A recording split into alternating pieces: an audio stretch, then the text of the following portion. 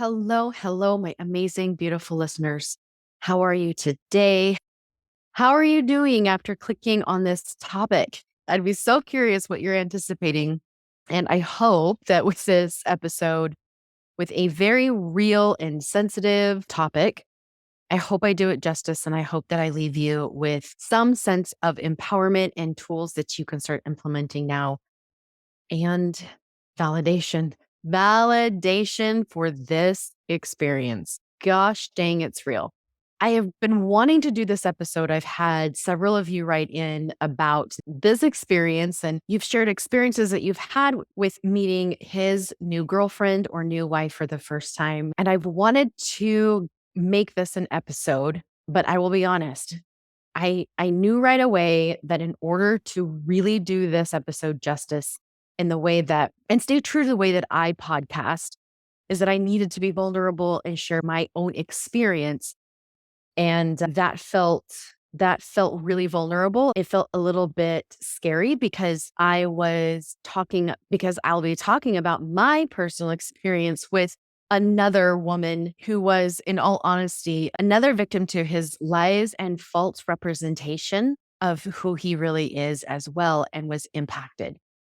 So I really want to approach this with the understanding that this is what I experienced at that time, with a lot less understanding and zero language to describe betrayal trauma, PTSD, and complex partner trauma. So all of that being said, I really don't think it matters how much time has gone by or how long a person has been divorced. When you find out that your ex is getting married or has a new girlfriend, not only does it hurt, but it is a shock response all over again.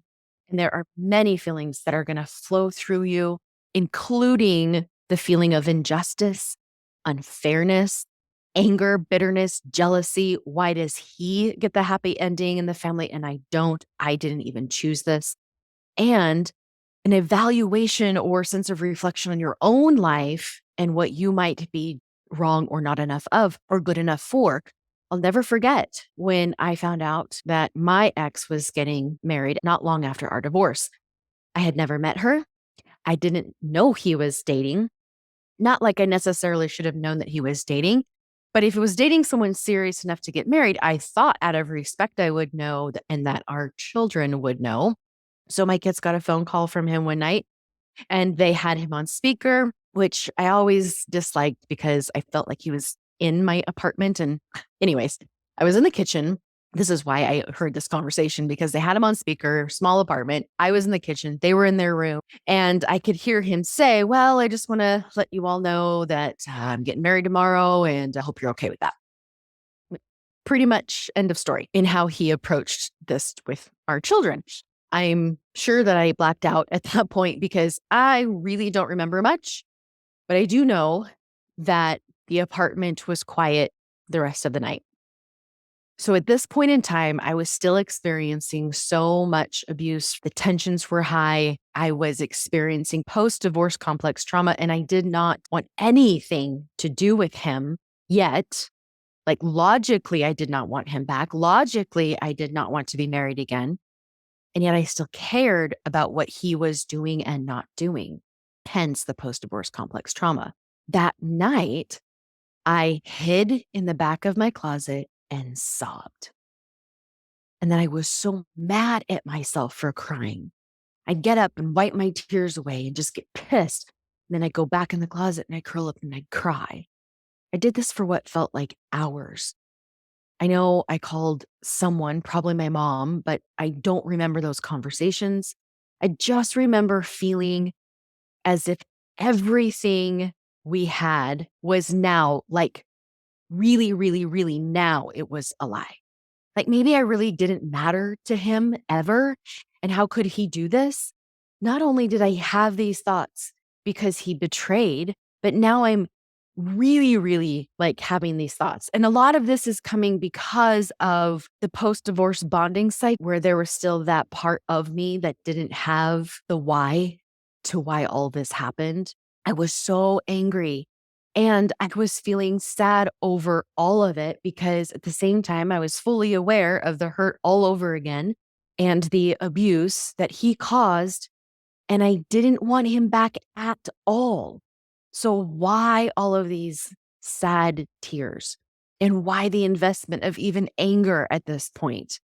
I feel angry because I thought, where is the justice in all of this? He's going to end up living happily ever after with someone else, just like that. It made me question myself all over again because I thought, well, if she isn't seeing what I saw, then maybe I am wrong. What if I am all the things that he says I am? Or is he now magically better? And so now she gets the husband that I've been fighting to have all of these years? I felt alone.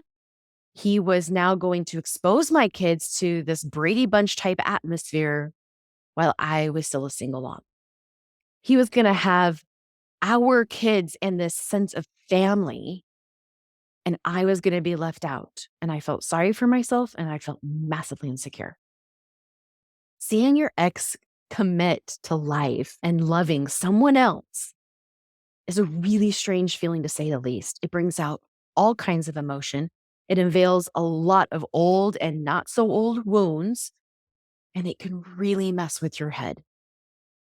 After betrayal and not having full disclosure about your ex's behaviors, not knowing all of the truth, it leaves you with so many open wounds, and the divorce papers don't heal those wounds. When I did finally first meet her, it was at a drop-off. We met at a Walmart parking lot, and I was dropping the kids off. She was with him. I knew that she would be there, and so, of course, I actually put on makeup, got my hair done. Like, I have no shame. I was totally doing the comparing thing. I was so worried about what I looked like to her and what I looked like to him in relation to her. All of those feelings and trauma about being compared to other women that existed our entire marriage was in full force at this point. In fact, she was the face to the women I never met who he cheated with. She represented all the women. I never had faces to those women, but here she was, a woman standing in front of me, a woman he chose, and me, a woman he disrespected, disregarded, and demoralized. I hated that she represented to me in that moment my pain and my trauma. She didn't do anything to me. In fact, she's being blindsided at this time and will soon realize that she gave up everything for someone who could give her nothing. But at that time, she was a threat to me because of what she represented to my brain. Those of you who did not know and did not see the other woman, all of those emotions, all of the rage, all of the hurt, very real, very valid. And you must process it so those emotions don't take over the vehicle and kick you out of the moving car. So if the news of your ex with someone else is coming at you like knives, it makes sense why. And so first, I just want to validate all the so-called stab wounds. So with that being said, the rest of this podcast, I want to share with you some conclusions that I've come to around this experience that help me step into a more empowered space. I first just want to say that there are definitely things that I could have handled different. I will forever be thankful to a friend who stopped me from pulling her long blonde hair, who stopped me from pulling his new wife's long blonde hair out of her head. Maybe I'll share the full story. But the roller coaster of emotions around this part of the divorce was another smack in the face, another unknown that I didn't realize that I would be experiencing from all of this. I didn't even think about this part. I was so focused on just getting out from under the power and trying so hard to hold boundaries, trying to stick to the parenting plan, just as it's stated, where he's pushing and pushing. I was trying to be less triggered, work on myself. I was working to take kids to all of their activities, having moments of I am woman, hear me roar, and holy shit, how can I possibly do another day? But the trend was moving in a forward direction a little. And then this happened, and I felt like it was a big black hole of hell. So I tried to break this down a little bit because I could seriously talk about this probably way longer than you have time to listen to. But here are 4 main thoughts that I came up with that you might think after you find out your ex is seeing someone or remarried. And I am going to touch a little bit on these to help you with some reframes and give you some things to consider when you are ready to shift towards empowerment. Okay, the first thought that you might have is, were all the happy times that we had in the marriage really happy? While I was laying on my closet floor, I felt like my brain was replaying all the major events in our life that were so called happy times and almost like trying to tell me, see all these so called happy moments? Nope, all wrong, not real, fake. He was faking. You were probably faking. I mean, you faked in some things, but because my ex was starting this whole new so called life with someone else, my brain was then questioning our life. I can see that the self protection here was that if none of it was really happy, if it was all really just fake, then it shouldn't hurt so badly, right? Like my brain was trying to figure out a way how to stop the pain, right? That's the motivational triad, avoid pain. And so if it can pull up this thought of none of it was real, none of it was happy, and if none of it was happy, then you shouldn't feel so bad. But it did hurt. And it hurt because I did experience happy. I was happy because I didn't know what was really going on. I was happy because I believed his lies. I was happy because I trusted that he was faithful. This is what is called betrayal violence. Your so-called reality, where you were deliberately deceived about the betrayals in an ongoing manner by use of power and control when essential information is being kept from you and your reality is based on a false sense of reality, what they want you to believe is real, and you base your reality on that, then yes, based on your reality, you were happy. It hurts because you did experience that happy. I was happy because I didn't know what he was really doing. I felt sad because I did love him at one point, and for almost 2 decades, I loved him.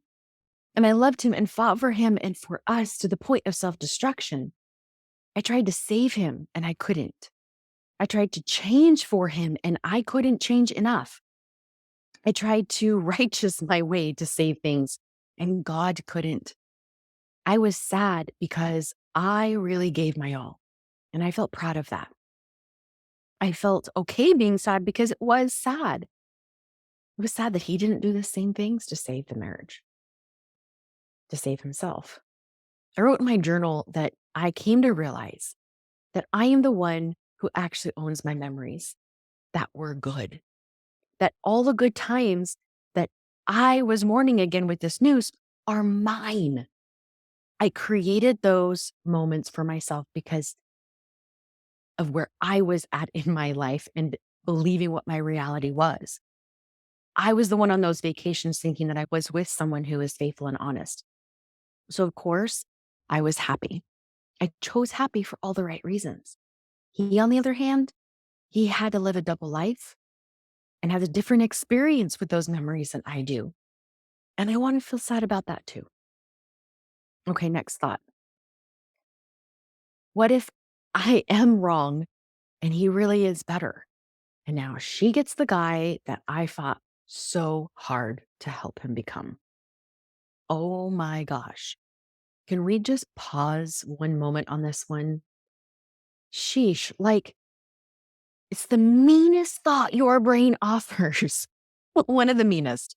But this makes sense when you've already been questioning your reality with him and around his addiction and his acting out behaviors and have been gaslit for so long, being told that you're the one that is crazy and has the problem and has to have high expectations and can't forgive and all those things, right?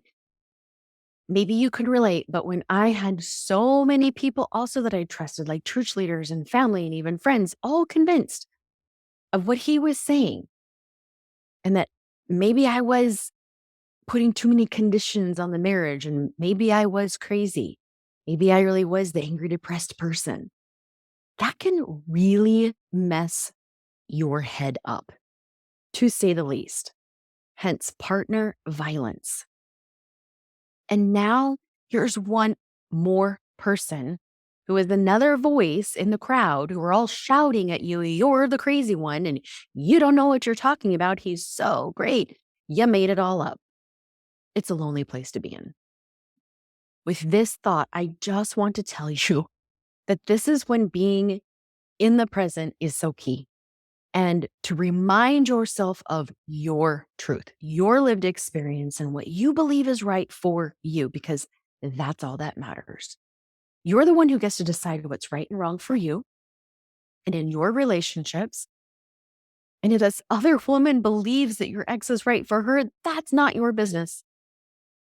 When I pulled out old journals and notebooks where I wrote down patterns of behavior from him, and I pulled out notes from my therapy sessions, especially the ones where he walked out and I was left there alone talking to the therapist, not wanting to see reality, but there it was smacking me in the face.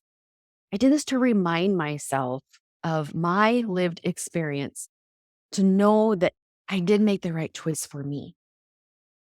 You did see the potential in this man. You did fight so hard because you knew of what he was capable of and that he was capable of overcoming and becoming. You tried to see that part in him as much as possible, which is why you stayed probably so long.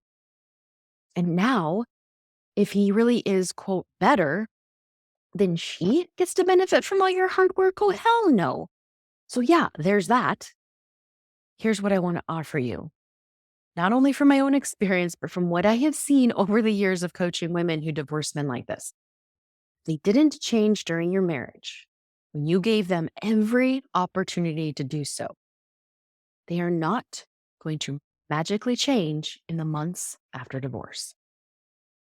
And no one actually changes them. So even if the narrative is she helped me change, become this person, that's not true, because as you very well are aware, and probably the hardest lesson you learned through this is that you cannot love someone enough to change them. So there's that truth.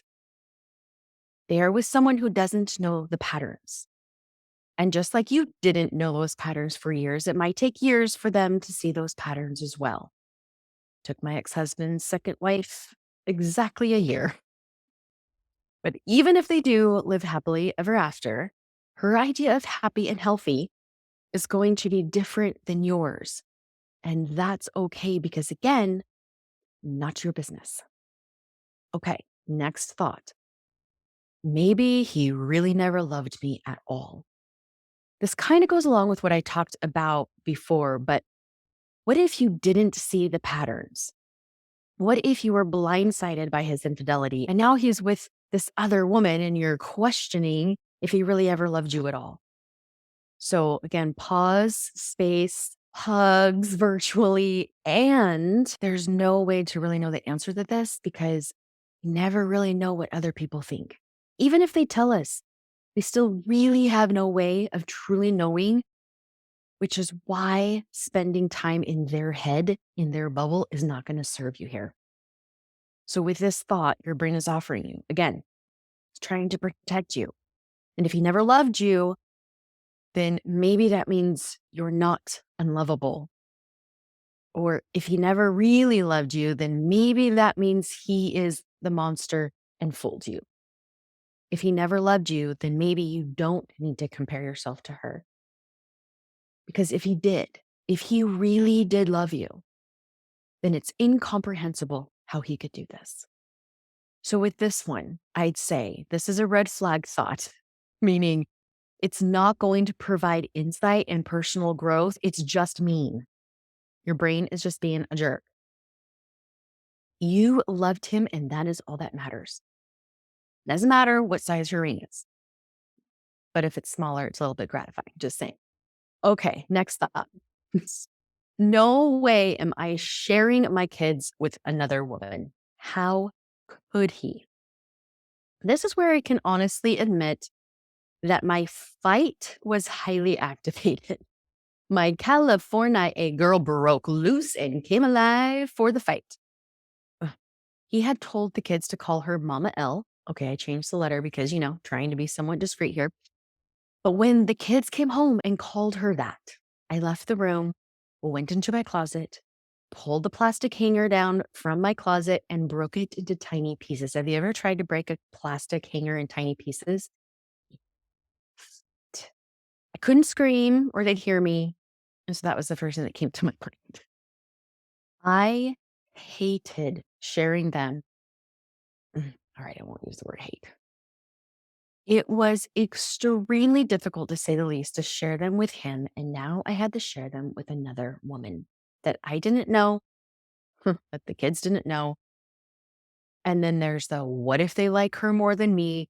What if they like being over there more than here? What if they like her cooking better? And oh my God, what if they love her? What if they love her and more than me? Will I be replaced? I mean, they are a family unit over there. And here I am just barely scraping by. So tired some days, I can't see straight. I have to say, no, do your homework and not this time. Sorry, can't afford it. Okay, I'll tell you the story about how I wanted to pull her hair out. I wasn't going to, but I'll say it. I'm activated with this question. Okay, so it was a weekend that they had my boys. And on that Saturday, my youngest had a flag football game. I showed up to the game, of course, and, kept my distance. I wasn't going to engage after the game. I was just going to keep my space. And I was waiting for my youngest to come and talk to me. So while I was waiting, I was talking to one of my friends. And I looked at her and her eyes just bugged out through her gritted teeth and her fake smile. And she's like, she's walking this way. Like, like through her teeth, she's trying to say, she's walking this way. She's walking this way. So my back was turned to her, to this new wife. And I turned around and there she was, bravely walking towards me. She approached me and in her sweet, innocent voice says, "Thank you for coming to his game. I'm so glad you could make it." So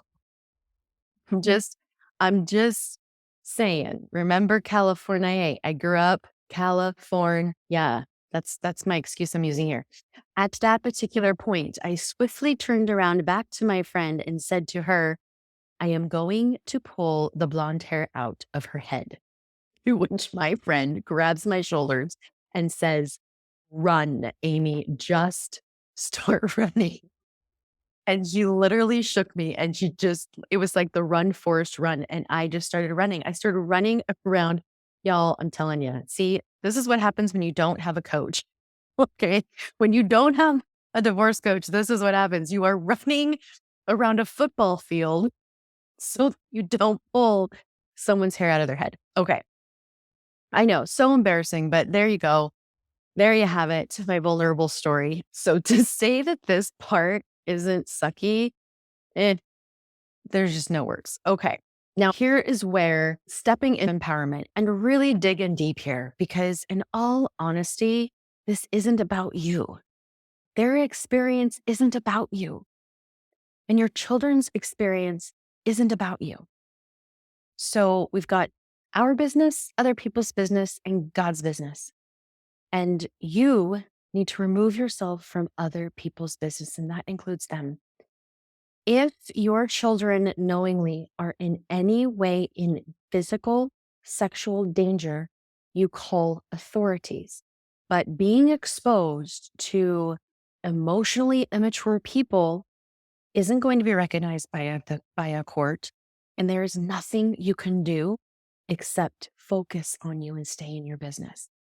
Because the more you can be healthy and centered and not be highly activated around their experience, the more your children have to self-regulate their emotions when they come back from their place. So one of the things that I wrote when I did things I learned from this whole experience, divorce thing, one of the things I learned through this experience and a thought that I settled on that felt less ragey was the more people to love my children, the better for them, because this has nothing to do with me. Okay, the next thought. Now I have to be single forever. This self-sacrificing for the kids kind of thing. If your ex is the one who gets into the relationship first, then you may be seeing the impact it's having on your children or perceived impact it's having, and determine that you now must stop living your life and submit to the thought that you will have to be single and alone forever because, you have to be the stable one for your children. I remember hearing the comments my children were making and then just observing the shift in their energy when they heard from their father that he was getting remarried and they didn't even know who the woman was. I remember vividly staring out the window of my apartment on the couch, sitting next to my youngest. And remember that night, the apartment was just silent. And I remember at that point relinquishing any hopes that I had of remarrying and even considering dating again after that shenanigan he just pulled. I was once again impacted, and I felt I had no choice to be impacted. I felt I was taking the higher road by giving up my life for the kids while he lived his. This can also be a way to which we establish a sense of accuracy to our story as to why you're divorced, rather than the children possibly believing your ex's reason for divorcing. It's a instinctive way to self-protect and what you believe to be protecting your children around. So it's he's look at he's the one that's running off and getting married. I'm the one who's here raising you alone. See, he's the problem. And especially this was the pattern, right? If there was infidelity and there was other women involved in a relationship, then it makes sense why this can serve some sense of justice for you as well. But it's not really going to protect you, not any of it. And if it does work briefly for now, it's not going to be sustainable. You're not living your life when you do this. You're not making your choice. And not being the creator of your life doesn't just hurt you, it impacts your children as well. You being single by way of any of those points I just made will directly affect the way that you show up in your life and in the lives of your children. You will not be authentic. You will not be vulnerable or connecting. You will open yourself up to more bitterness, anger, and even resentment. So does this mean run out and match him by getting into another relationship too, just to prove that, hey, I'm out here too, not just him? No, I don't want you to do anything to get him to blank or kids to blank. I want you to do you. That is how the kids benefit. And of course, this is how you heal. Allow yourself to grieve. Be okay spending time with yourself and your children, practicing to hold on to the memories that you created that you want to keep as yours. For every new milestone that your ex in his new relationship has, there's going to be new opportunities to feel and heal in your relationship with yourself.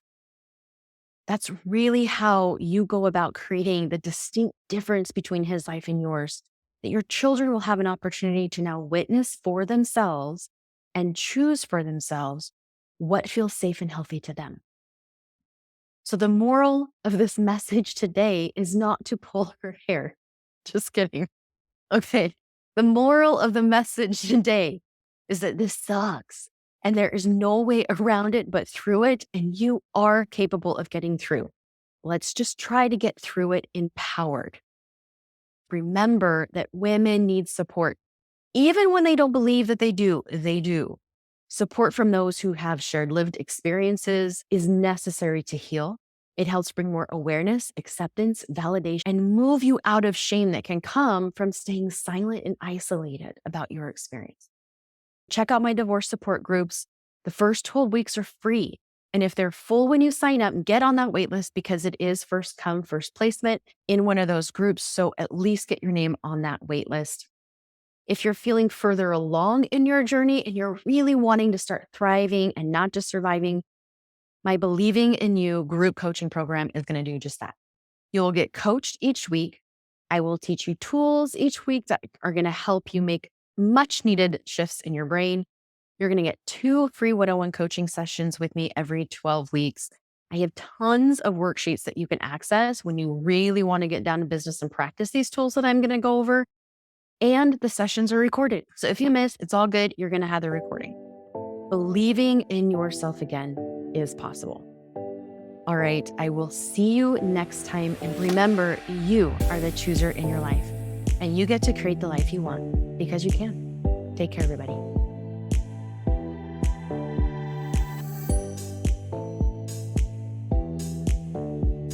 Don't forget to check the show notes for other programs and groups that I offer to help you meet you where you're at along this healing journey. You can also follow me on Instagram at Amy Woolsey.